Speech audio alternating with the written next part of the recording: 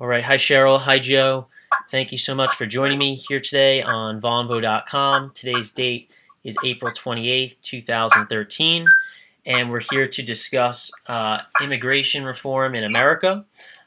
Just before we get our conversation started, as usual, you guys are used to this, but right now this conversation is being recorded, and after the recording is completed, I'll be uploading this video to our YouTube channel.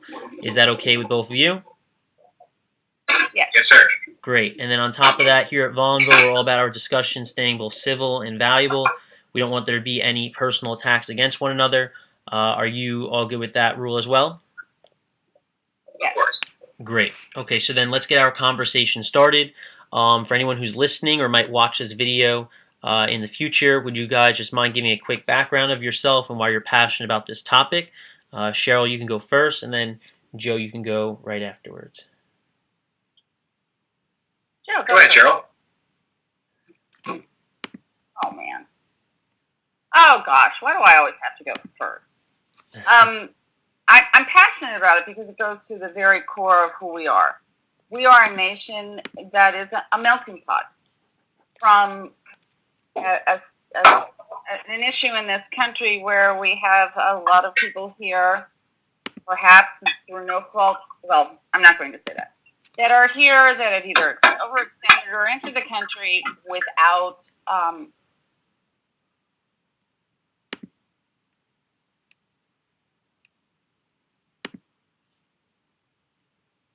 the venue. And so, while whatever aspect of immigration he would like to discuss this today. Had a few issues there audio-wise. I'm sorry, I missed part of what you said. I'm sorry. I've got my headphones on. It is sounding a little... No. It's a lag issue on my side, not you. But be that as it may, I'm passionate about this issue because we have this broken system. It's one of these issues that I just think that we can do better at. Yeah, I mean, we used to be, give me your 4, you're tired, your health passes, you're to be breathe. Now we are papers, please, at every red light. I really think we need to get a grasp on, I mean, yes, the security issues are what they are, and yes, the legalities are what they are, but we have a system which is innavigable. I mean, it's not even, you have laws like SB 1070 that can't be enforced. You have laws like the status laws that can't be enforced. Like, despite the fact that deportations are at an all-time high under this administration.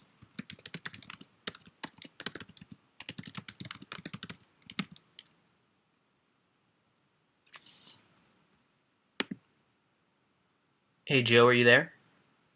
And then we start talking about, one, what can we realistically and compassionately do with millions of people who, some of them through no fault of their own, are in this country. I mean, I know people like were brought here when they were 4. When you're 4, you don't get a choice in the matter. Like, your parents pack you up and move you and go. All the way down through, what do we do with the people trying to get into this country that can't? Because ICE just has this massive backlog, and because the quota system is what it is, and that quota system has some deep-seated racial animus that merits a second look.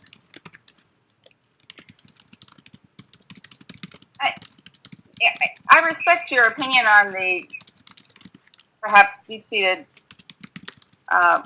racial issues.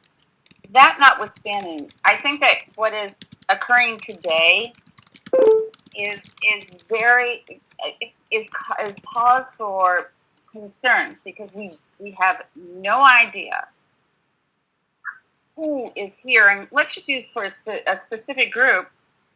Given what has happened in the last couple of weeks, we are not tracking student visas. So we have people in this country who are not.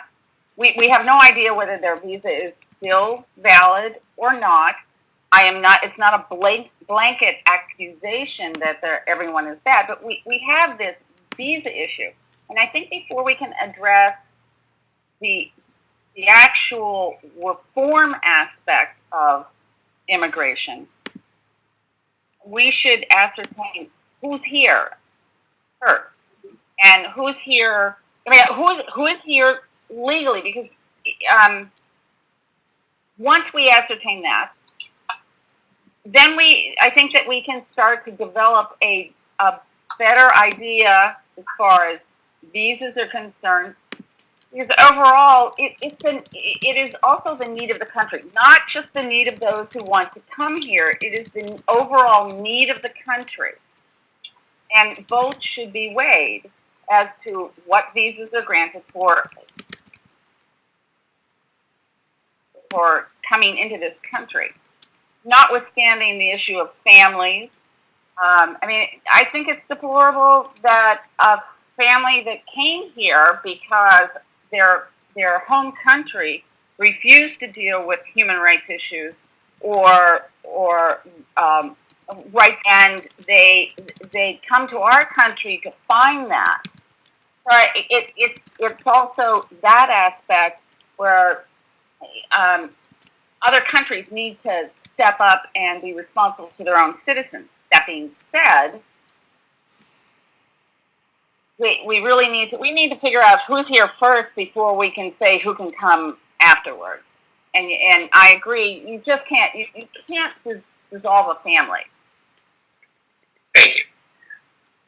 That said, I agree that we have millions of people running around in this country that Lord knows who they are, how they got here, what they're doing, or if their taxes are paid. In order to get those people to come out of the shadows, they have to know what's going to happen. And it can't be you're going to go to jail, you're going to be fined, you're going to be thrown back to whatever third world country that you risked life and limb to get out of to get here. And that's a good point, because too many people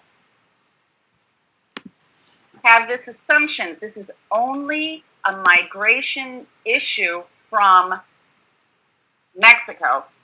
And so many people don't realize that the immigrants of this country are wide and fat and wide. China, Philippines, and I can assure you, if you walk down the street, you might find an immigrant that's not here or they've overstayed a visa. So it's not.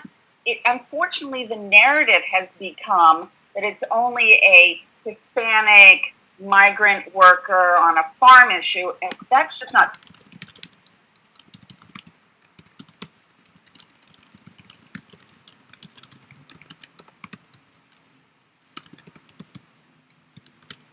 true. The reason is because here are, for a lack of a better, free.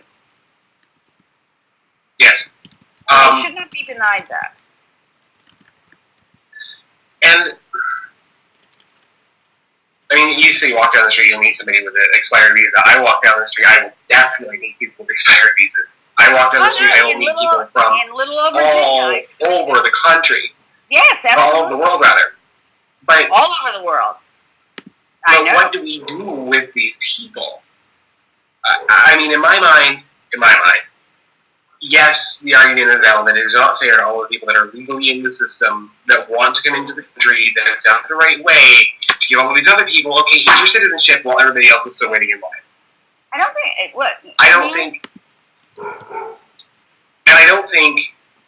don't think it's right to, here's your free card, perhaps bypass the system entirely, even if, despite the fact that, yes, I am going to sit here and take the position that we are the nation of give me your tired, your poor, your heart of masses, your free. We are the nation of the land of opportunity. We are the nation that frankly, we ought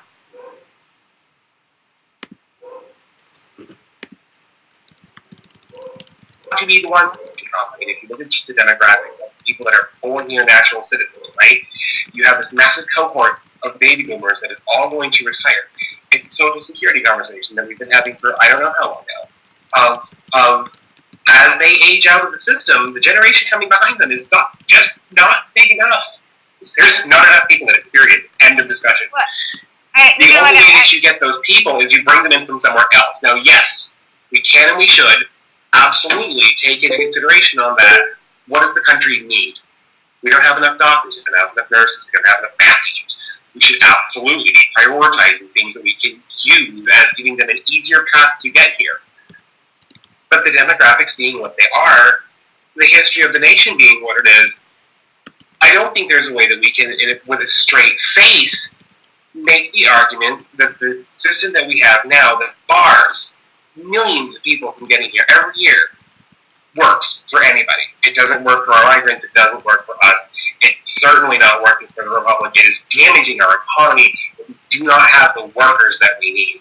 You know, it's interesting that you bring that up, Joe. And I'd like to address the needs of the country, as I had mentioned earlier. We need more doctors and nurses, but we also need more people in all levels of work. And I think that what is sorely missing is the respect for all workers. I mean, not everyone is a doctor. Not everyone is an electrician. Not everyone is a waitress. And the thing is that they are all integral parts of this nation. Every single person, no matter what their job is, and I'll digress for a moment. When I was a recent college graduate,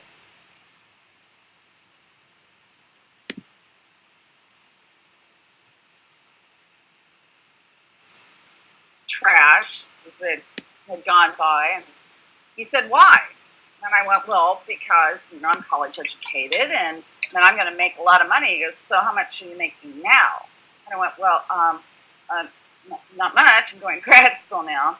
He said, "Well, he makes more money than you will make 5 years after getting out." And the bigger point was, are you going to pick up that trash and take it somewhere? So his very important lesson was that every single person has value in this country, and that every single person is part of this huge chain that makes it work.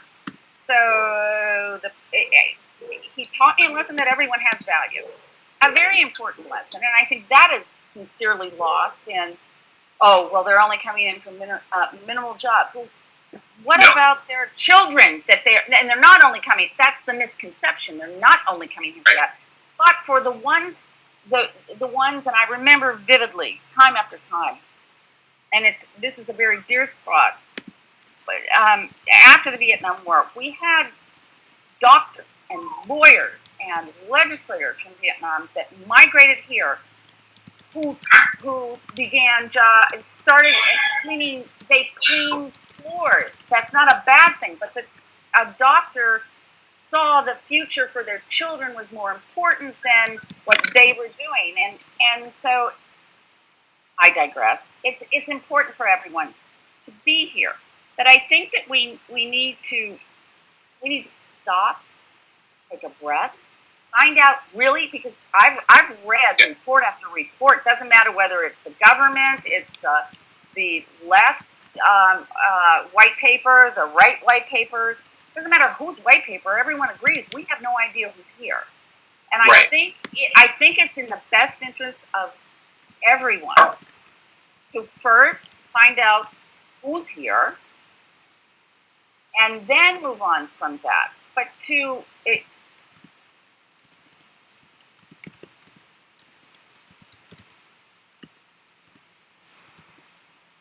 mean, there's. I'm also. I think it's very important that we follow the law, and for the most part, I think we do. I think the people that come, they really the people that are really should be taken to task are employers who don't. We have e-files. But on the employers, a spinach farmer can't pay minimum wage. A spinach farmer can't find somebody this color that's native to agree to go do the back-breaking work of pick spinach. Unless you want a $15 Whopper, we're going to have a real conversation about why the employers are doing the shitty things that they're doing with the labor laws, of why. That's another conversation, which I think that we would really have a great conversation on. Yeah, it is, because E-Verify, let's just deal with the well and good, but if you can't find the labor to take the job, what do you do? Well, I know. Do you leave your produce to rot on the vine? I mean, but this is where I'm going with this. Let me get where I'm going. All right. There's a few things here. There's a hint. One, yes, we have. I'm sorry, I couldn't hear you. One, yes, we have this massive problem with the border. Hello? Yeah. No, Oh, this is great. I know this only too well. Sure. Okay, are you there? Yes, I'm there. Are you? Yeah, I mean, we have this massive problem with this massively porous border. It's just cheats. You have, like, the Tucson sector, which is very well guarded, which is very heavily defended, which doesn't see a lot of migration. Then you have the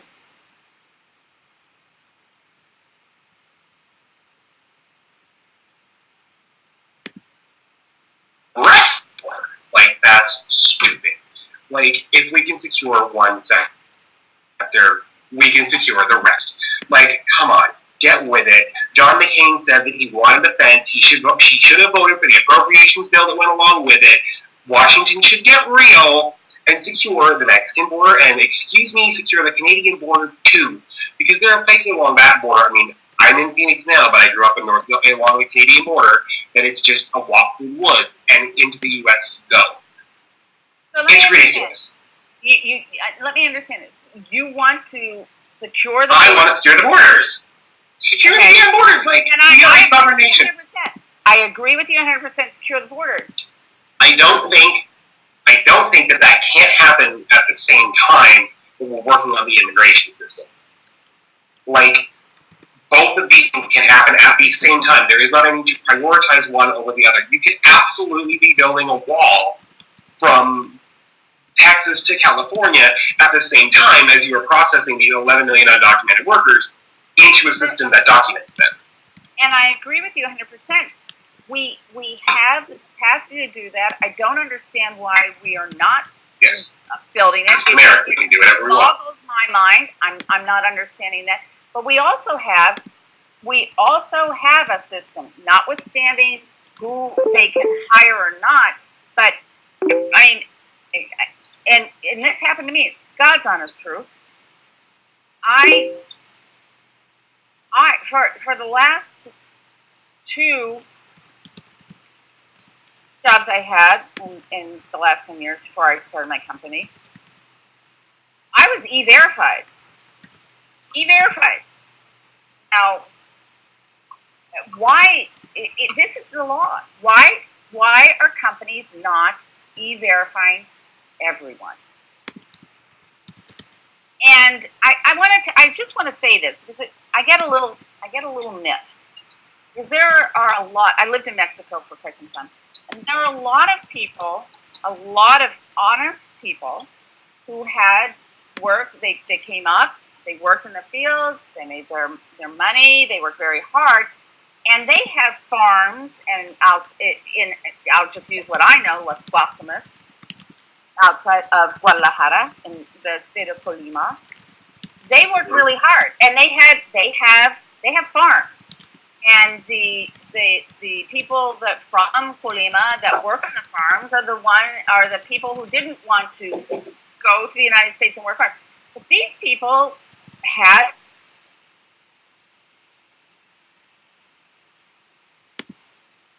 the Social Security and that they should because they worked for it. And I have no issue with that.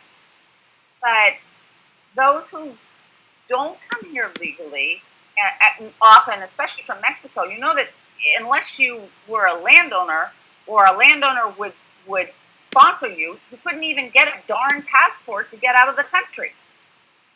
But why are we comparing ourselves to the failed state that is Mexico?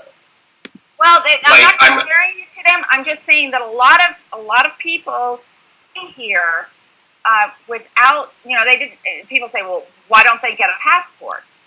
Well, because they can't. Because the restrictiveness of obtaining a passport for the United States of Mexico, they still haven't changed the name yet, though, is that they can't leave.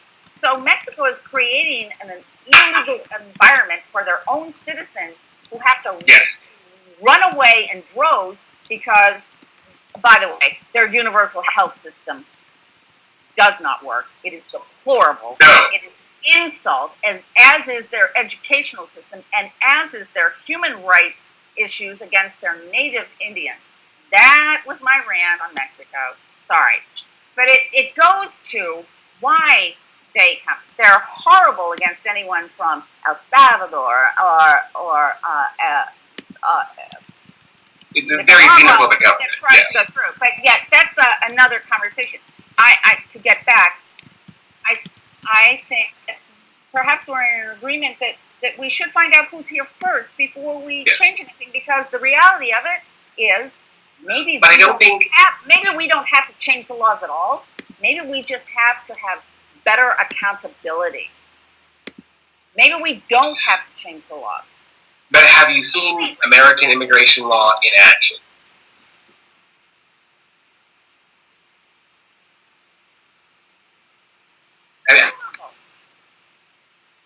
Have I what? Because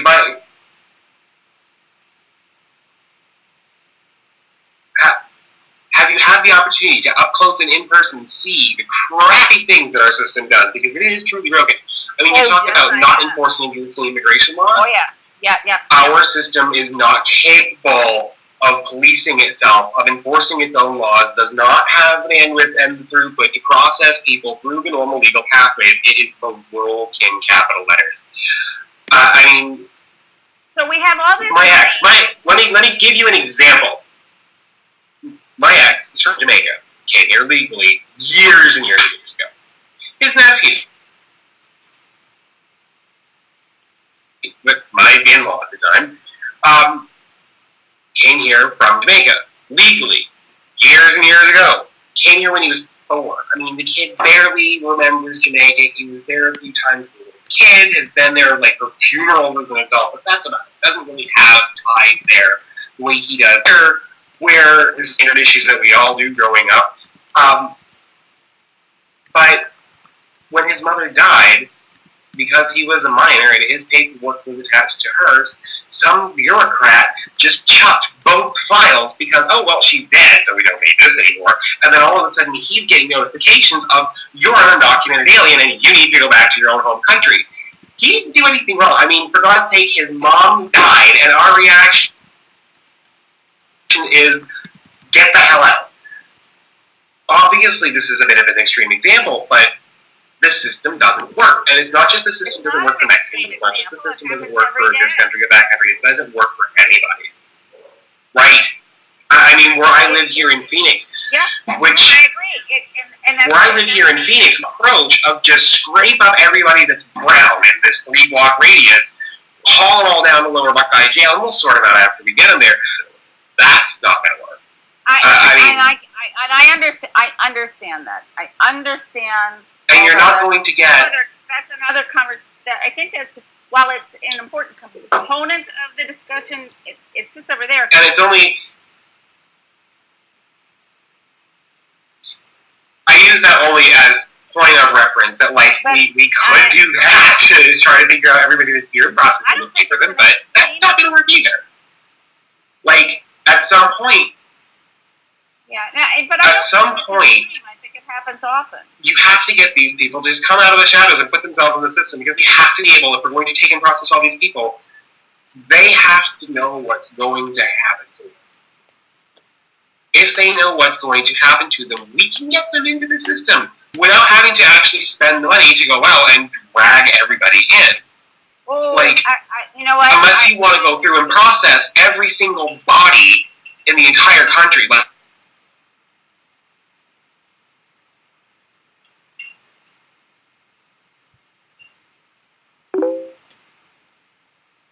You're going system, and I'm not talking amnesty. We can capital letters. This is not amnesty. Joe, we can do this. We can document everyone in the country. We can. Yes. We have the funding to do it. We have the funding. Yep. It's just that the government has to stop spending dollars wastefully somewhere else. We have the funds.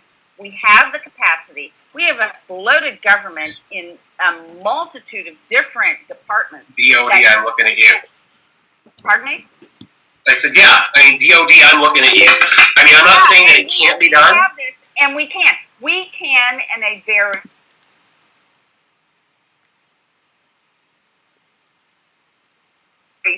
document every person, and it's semantics. Quite frankly, if you can be a legal immigrant, I know you're going to disagree with this, you can be an illegal immigrant, and the government qualifies you as either legal or undocumented. Semantics aside, right. We have the capacity to document everyone. It is an irresponsible. I don't disagree. It is an irresponsible government that has failed both the undocumented immigrant. I'll use that term. I don't agree with it, but I'll use it. And every citizen of this country. It's a failed government, overbloated department that has failed to determine who's here. Okay, but now we're debating something around which there's no real debate. Because we agree. I agree on that. You and I agree. Like, you and I both agree, like, at the end of the day, yeah. Yes, So this is the United States of America. I reject the notion that there is anything that we cannot do. This is an exceptional nation that has, on this one thing, allowed its government to just sort of, we give up. Screw it. Yes, they do. But that's what our government is doing now.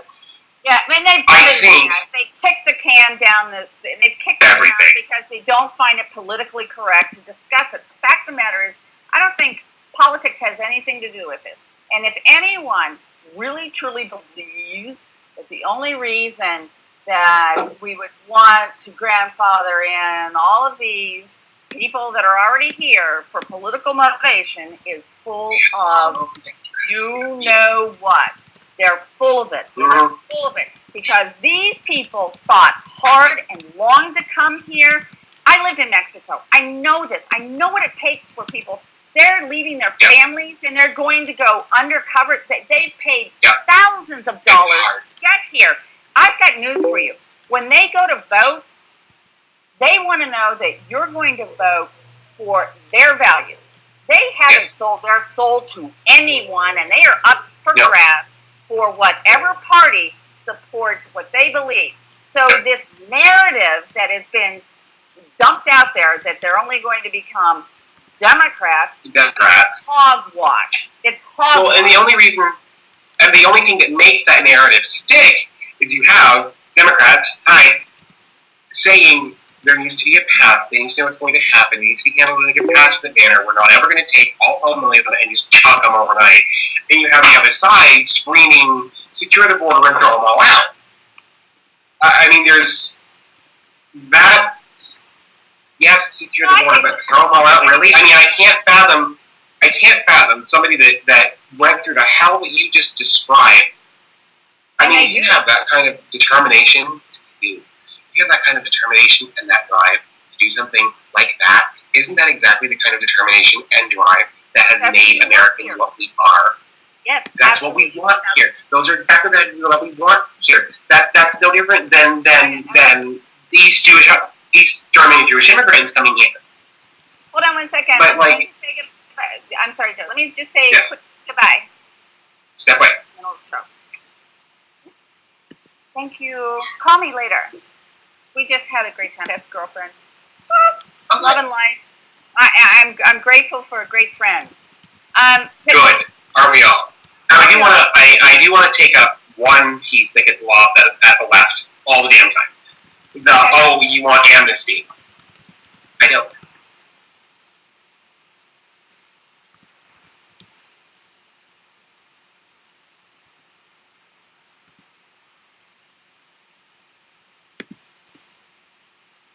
I don't think that if you came here illegally, that you should be like, okay, if you're here before X date, poof, magical.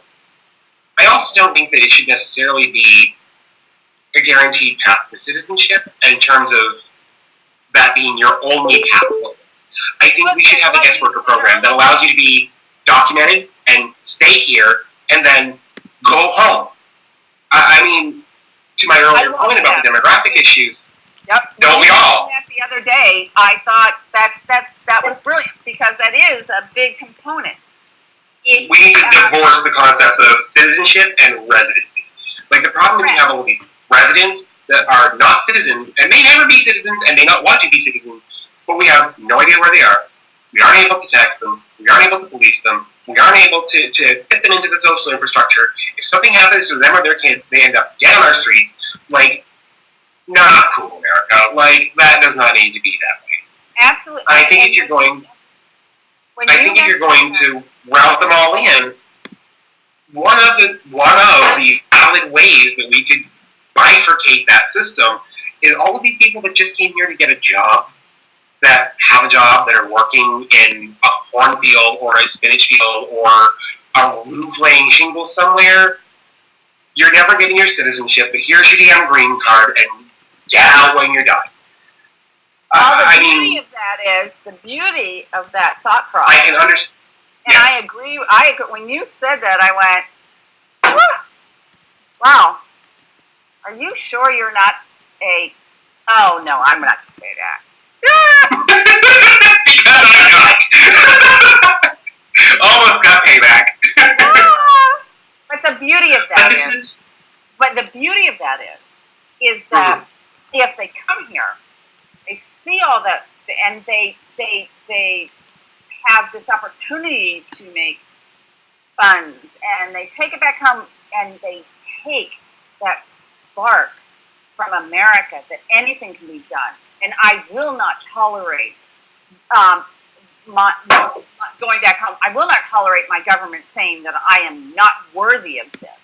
And they take that spark that is amazing in America, and they take it back to these countries, because Mexico is nothing short of a third world nation. If anyone else tries to tell you that, and good luck. I call them a failed state. And I still want to punch Vicente Fox in the nose, but that's another story. Me too. Yeah. Oh, okay. Well, let's go to, but it does. It sparks this great, amazing, and I agree with you. Everyone that comes here to work is not after citizenship. So I think that that's a bad thing for any bill to come forward. This is a path to citizenship. Hell no, it's not. We just want you to here, pay taxes, and be here. If you want to be a citizen, you have to do X, Y, Z. You have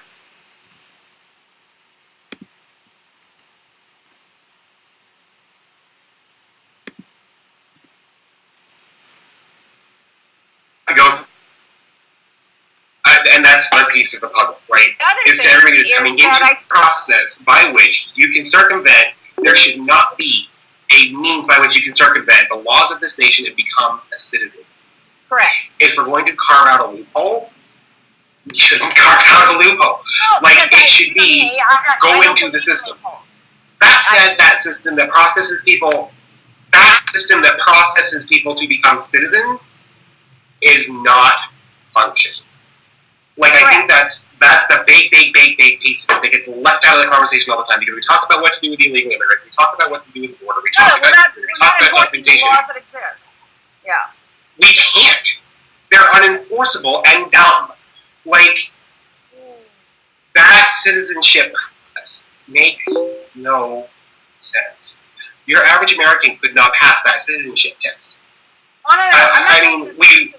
Let's just go to the visa issue. You overstayed your visa. Bye-bye. Let's go to the visa issue. I knew kids at Columbia who, brilliant kids. I mean, they're the best and brightest. I mean, they're sitting here in our Ivy League institutions that they've come to America because it's America, where they have great schools and it's the land of opportunity, and I can go get my degree in America and I can be great because I have this fantastic American degree from this amazing top flight American school. And as soon as they get that degree, we throw them out. That's stupid. there should be a means by which, if you are coming into this country because you believe I can go to America and I can become this great thing through their fantastic system, let them friggin' do it. Those students, and throw them out. Okay, you have to understand, I don't think that is, I think that's a narrative that is not 100% correct. Because in many of these instances, these students that come from whatever government, all over the world, a preponderance of these students are receiving funding from their country. And so their country... You get a lot of Chinese nationals, yes. Yeah, I'm talking about any of them, and I can pick 15 countries and give you their... They're being pushed onto us. They're sending their young people here for an education because we have the best education in the world. Post-secondary, anyway. Yes, post-secondary. No, but okay. That's another. But that being said, they have said no. Wait. They have, when they came to school here and they took their government's funding. They agreed to go back to their country. They gained knowledge to help their country, and that is true. So what happens is that sometimes they just don't want to meet their obligations. That happens in every single society, and they stay. They don't go back and meet their obligation.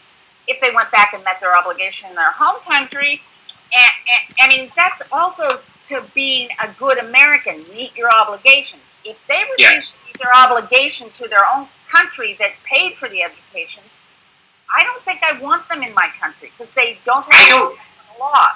They don't have a respect. I don't think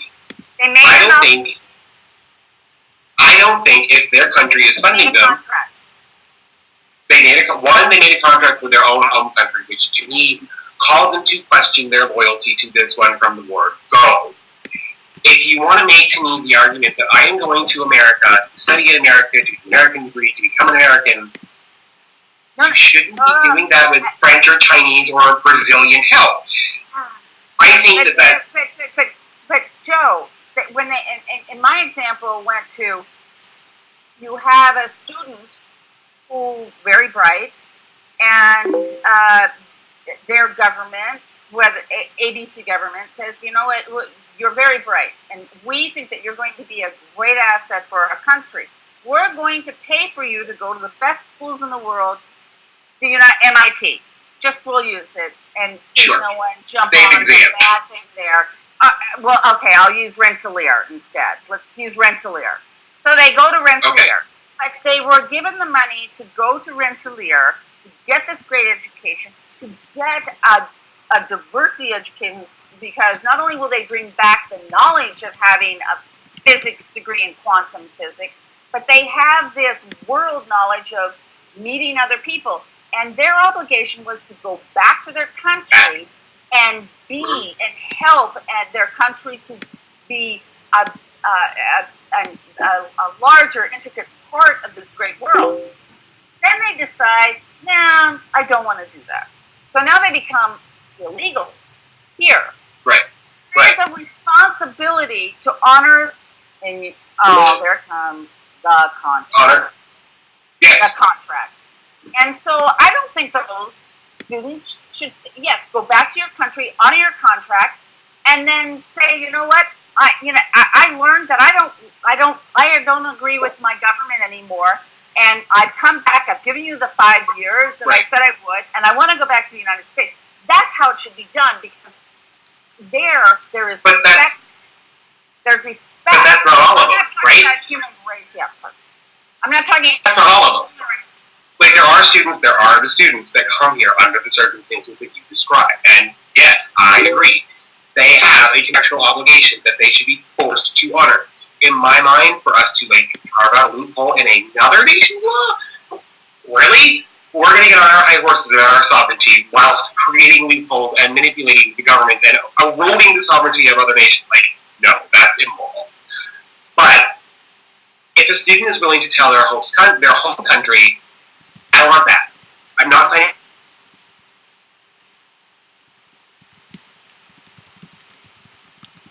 that goes to Colombia on need-based aid from Columbia. If the American university says, you brilliant person in horrible third world circumstances, you are brilliant and you can be anything you want to be. Come to America where that is possible. And extends that. And that kid takes advantage of it, and that kid keeps their scholarships and keeps their aid and finishes on time and doesn't have that obligation to their home country. Like, if they take advantage of the systems here the same way that they're open to anybody else, they should have the option to stay. Why not? There's not anything in the home country. You're right. They are two different things.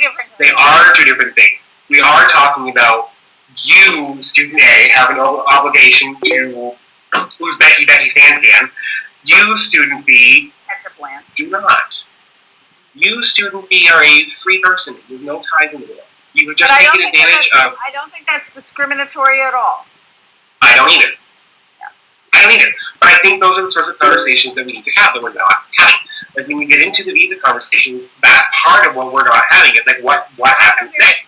You have a system that you have your visa, and it goes to your system because the system doesn't have the resources to enforce the visas.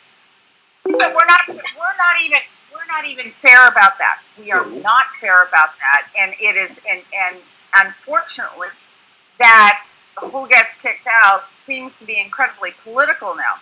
I have a very dear friend. I love him.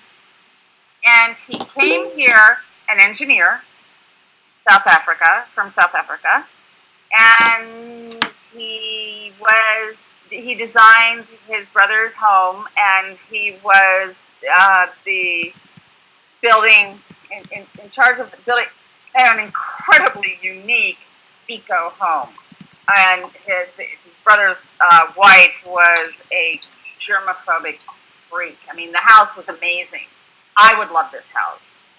But a few days, his visa was overturned, and he inadvertently, when he went up to Niagara Falls, he inadvertently get off that bridge when you're going. And he came back to the United States. The United States says, okay, but you've overextended your visa. And he says, fine, I'm leaving in a few days, but I'm going to be back in 2 months.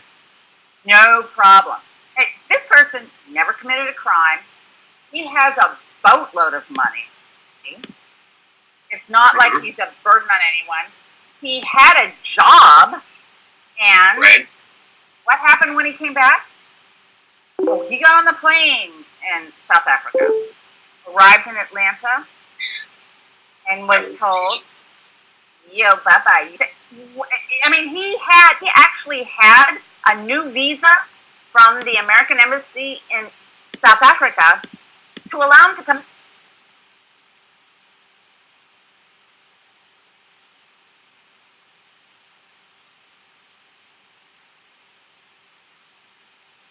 The fact, let me finish this, is why is it that certain people are still here with expired visas, illegally, have DUIs, who have committed crimes, and they're not being deported?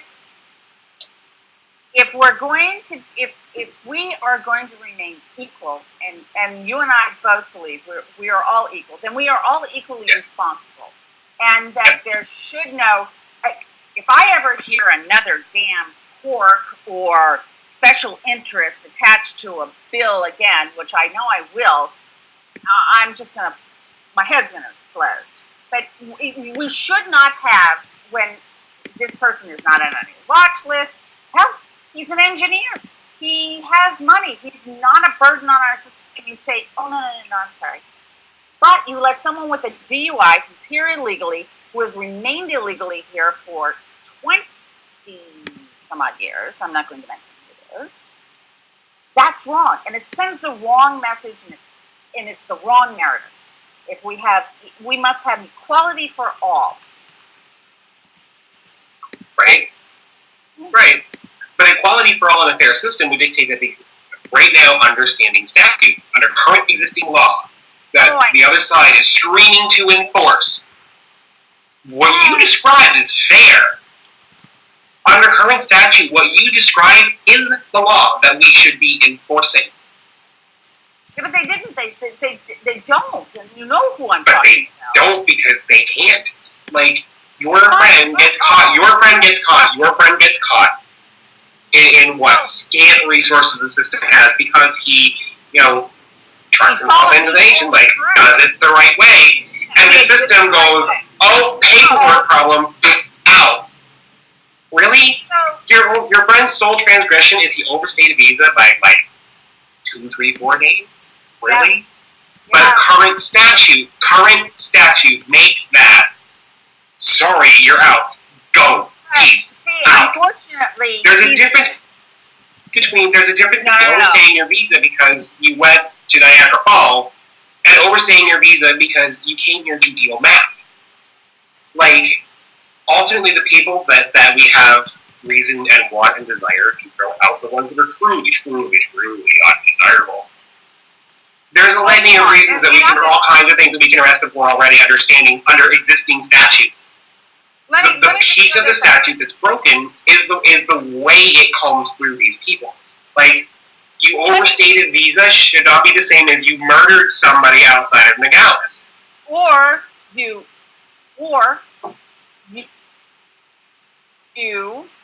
have 2 DUIs. You haven't had a legal status in 10 years, but because you happen to be the uncle of someone who's in power, you get to stay. No. Well, I mean, if you haven't had a documented status in 10 years, if you've never popped up on anybody's radar for anything? Yeah, but you did. Really? They popped up on numerous times, but they're just put to the side because But popped up for what? Didn't have a piece of paper? Like, if we're going to fix the system, Cheryl,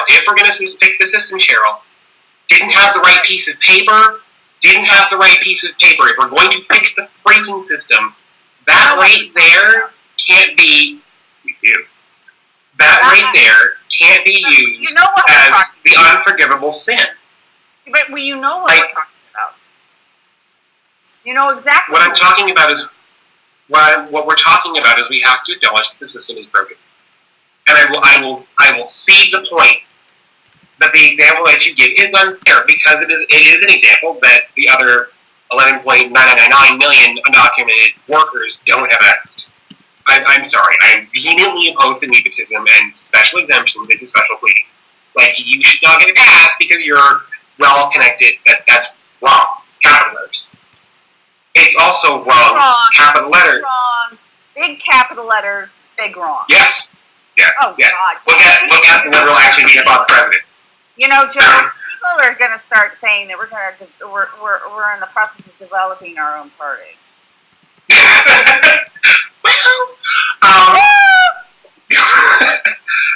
Or maybe taking it over. Be that as it may. There, darling. Be that as it may. All of that aside, all of the special pleadings aside, all of the special examples aside, all of the individual injustices aside, if we're going to create a just and fair system, we have to acknowledge the fact there is this raft of people that have committed no atrocity other than they don't have the right piece of paper. If we're going to get into the business of issuing correct pieces of paper, we can't have that be like the albatross around your neck. And because you've done this one horrible thing of, oh my God, you didn't have a piece of... No, really. Let's not unite ourselves in freak out mode over documentation. I think in the example that you give, if we want to set the bar as has no criminal intentions at all, not even a misdemeanor, okay. However, a caveat, being an undocumented is violation of current statute. Unless we want to go down the path of everybody gets out first and then process back in after the border. By virtue of being here, that should not be... You're already violating the law. Right. That's the piece that's unenforceable. That's the piece that's got to be scrapped before we can move on with anything else. That's why I think maybe while it pains me terribly to agree with Bob Beckel, gotta love Bob. I'm sure you do. I actually I'm not familiar with the name, actually, but